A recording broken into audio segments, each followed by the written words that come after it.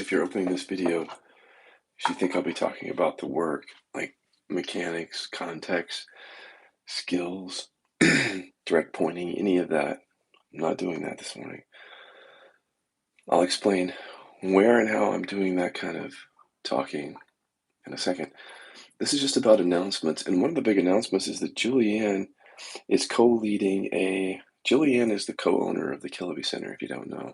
Julianne Iannelio is also, she's been essentially a trainer of the trainers for me for 12 years. So we're talking about someone who has superb skill and experience. She is running a self-support program. So I think you want to go and read about it. I'm going to post it on my page, my main Facebook page. You should read about it because there were a few clients that I was working with that went through that self-support program at the same time. Essentially, what Julianne does in those programs is she teaches you how to use the work skillfully on your own. So that if you do that, listening to my videos, for example, will make a lot more sense. It'll resonate a lot more. One of the reasons that I've moved my talks, most of my talking, off of YouTube is because there is a disconnect when people don't know this work.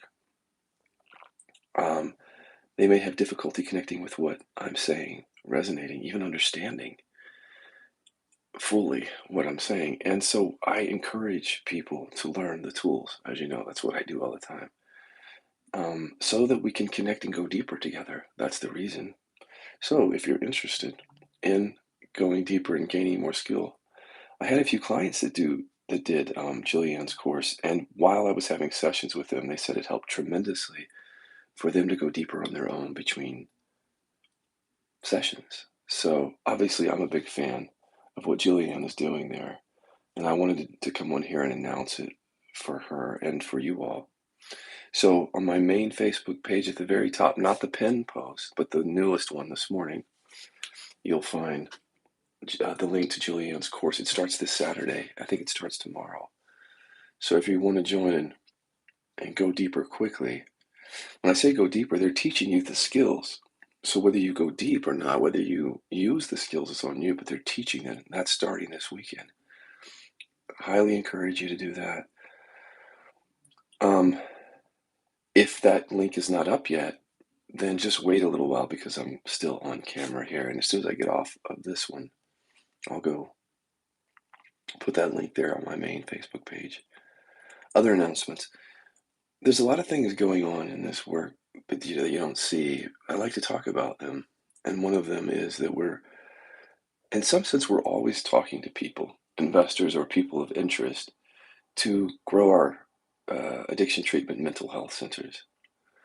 So, as you may know, in Palm Springs, we've had all levels of care for addiction treatment, meaning detox, medical detox level, residential, intensive outpatient, and outpatient. So essentially, if there's any addiction needs, we can meet that at whatever level of care, whether one needs to stay, for a month or 2 months or 6 months.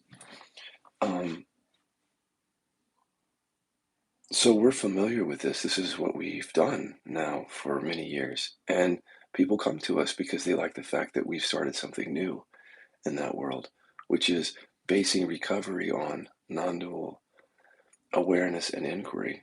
So there's literally only one center like that in the country, and that's us. So we've, in a sense, been innovators. There's no ego behind that. We're not over here feeling like we're special. It's just a fact that we have innovated in this field. So people have come to us. And right now, we're seriously contemplating opening up centers in Seattle, Washington. We have some people there that are interested. We like that area. So the reason I'm coming onto YouTube today is, again, to put the feeler out for anybody up in Seattle who might be able to help us. We're looking for investors, an investor or investor. Maybe there's someone in Seattle who has the vision of wanting to help people with mental health and addiction. Maybe you don't want to help people in the traditional sense, like with the 12 steps, or maybe you're interested in this kind of work and you'd like to see this work grow in a clinical setting. Quite frankly, that whole field is ripe for innovation. The Kilby Center was the first primarily mindfulness center in the country, probably the world, to focus on the treatment of addiction. And it's certainly the first one to focus even more within that instead of mindfulness, non-dual awareness, and self-inquiry. So in a sense, we're kind of way ahead of the game. We feel like in the future, let me just explain this to you so you can see. When I first started the Kilby Center, I first opened it, I knew, I saw what was coming in the sense that mindfulness and trauma were going to be things that were going to be talked about a lot more in our culture. And people would look at me like, I, I don't think you know what you're talking about. Nobody was really listening. But I knew it because I saw it. I saw it all happening. I felt it all happening. And that's exactly what happened is once we opened the Kilby Center now, you did you know that just 5 years ago, mindfulness and trauma weren't nearly in our culture? We didn't do it. We didn't do it by opening the Kilby Center, but the timing was just right, and we had our finger on the pulse of that. So I knew and I felt instinctively, intuitively, that mindfulness and trauma were going to come up into our culture, and the Kilby Center would already be there, waiting for that to develop. I feel the same way about this, but in a different way. We are, so we innovated in the area of addiction treatment with the Kilby Center. What we have, and we treat mental illness, mental health issues, brain differences, as they call them. We treat those there too. But with regard to insurance, we are licensed as an addiction treatment center. So someone can come to the Kilby Center on a cash pay basis, but not on insurance if their primary issue is mental health. If their primary issue is addiction and they have co occurring mental health, we can treat them under their insurance. If it's primary mental health, for example, someone has a mental health issue, but there's really no addiction that goes with it, or the addiction is not a serious problem, that's a primary diagnosis. We cannot treat those people with their insurance because of California laws. We never wanted to create an entity there that was run by doctors because we wanted to own the entities because it's our methodology. We didn't want doctors coming in who don't do the experiential work and don't know our work running everything. And that's just something to do with California law. So we were never comfortable opening up center there where a doctor was the owner. And in California, the doctor has to be an owner to treat mental health issues with insurance. It's a simple legal thing. In Seattle, we don't have that same issue. Um, in that state, because of how the laws are, we can open up a center that treats mental health primarily. This is big because we already know that our work works on mental health issues. We've been talking and doing this work for 15 years with people all over the world. We already know, but we haven't had a chance to treat people with their insurance for mental health. Seattle becomes a big opportunity for that because we have a way of being able to take the insurance, given the laws and the structure of everything there. So here we are about to innovate in this field. Just as we innovated in the addiction treatment field, we're about to innovate in the mental health field in the same way. And so we're just looking out there to any of you who may be interested, not from an ego standpoint, like, oh, I'm going to be an investor in an innovative thing. I mean, if that's what drives you, that's fine. I'm going to call it a little deeper passion within you, the enthusiasm, the deep desire to help people. If you've been helped, especially in any way by work like this, giving it back, that's what, there's where our hearts are, is in truly creating something that helps people. If you're interested, if you know anyone who's an investor, if you're a potential investor from anywhere in the country, see if you're interested in helping us and working with us in Seattle. To reach me, just email me at kilobycenter@gmail.com. KILOBY center@gmail.com. We're also looking for others. We're looking for people who may have connections with various treatment centers up there, people who are in the field, as they say, mental health field, who may be interested in more of a mindfulness or inquiry-based approach, may want to work for us, partner with us in some way. Anybody that if this appeals to you and you find that there's a place for you here, like some team that we can form or partnership, because we know that that's how we grow things. We find people who are on fire, essentially, who have that enthusiasm, because we have that. Reach out to us. You never know. The connections that we make after videos like this sometimes form long-term relationships. It all happened to the Killaby Center this way. I was just giving a talk, just like this, and two people came to me independently and said, we'd like to invest and open up a treatment center based on your work. And those people were very, very enthused. So that's a good driving force, enthusiasm. If you have that passion to help people, as we do, talk to us. Okay, so those are two announcements. Seems as if there's something else I want to say here. Let me think. Well, I just want to put out the usual feeler for,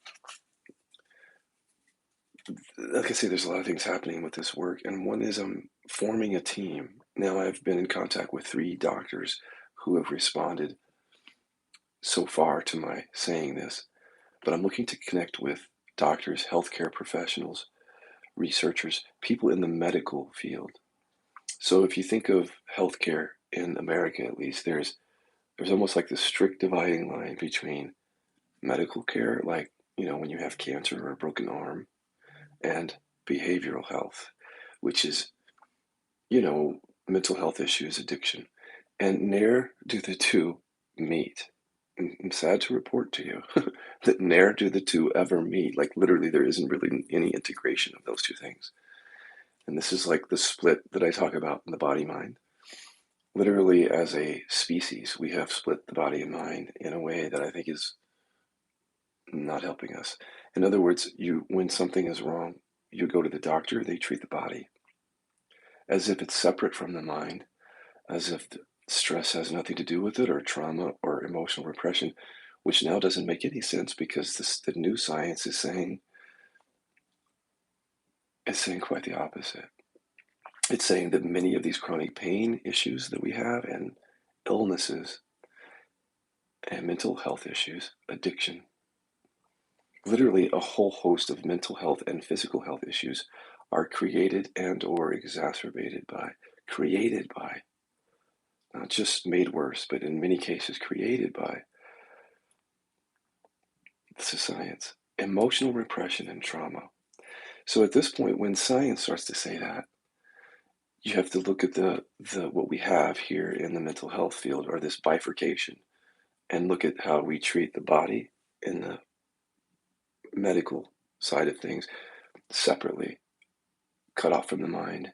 And then in the behavioral health field, we treat the mind as if it's separate from the body. So if you follow this work and you've had any deep realizations, you know that, first of all, we're not the body and mind, that we are that which is awake to that, and that the body and mind are intimately connected, really, as one thing. So to literally split our systems in half like this doesn't make any sense, especially since science has now said there really isn't a split. Essentially, that's what science is saying. But yet we still have that split in our systems. So one thing that we are attempting to build is we're attempting to come into, we're already in the behavioral health field. In a sense, we're in the medical field because our doctors prescribe medicines. We're not divorced from that. What we're looking to do, long story short, is the emotional repression and trauma work that we've been doing. We want to bring that into the medical field now that the science says that many chronic pain and illnesses are caused or exacerbated by emotional repression and trauma. The Killaby inquiries work well on those. We know that we've had some breakthrough here. So we're putting the feeler out to anybody out there who thinks like this, who knows that not everything has a physical root and many things don't, someone who's following the new science, right? The new science, not the old stuff that just says stress affects disease. That's old. So we're looking for people in the know and who have the passion to, one, create something in which it's the full integration.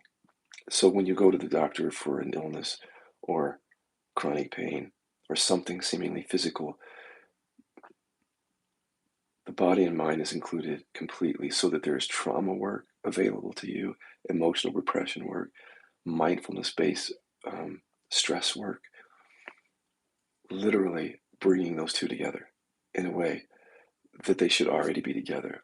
So it's a big endeavor, but it all starts with things like this, of putting the feeler out and saying, I know that there are people out there, you, someone you know, who already thinks like this, is in the medical field and has been wanting to form a team to integrate these two things, to treat people really in the way that they should be treated when they have a illness or chronic pain, which means that their body and mind tended to completely, their stress levels, their trauma, their deficiency stories, the grief, whatever it is that's bothering them mentally and emotionally, understanding that that has an effect on the physical and vice versa.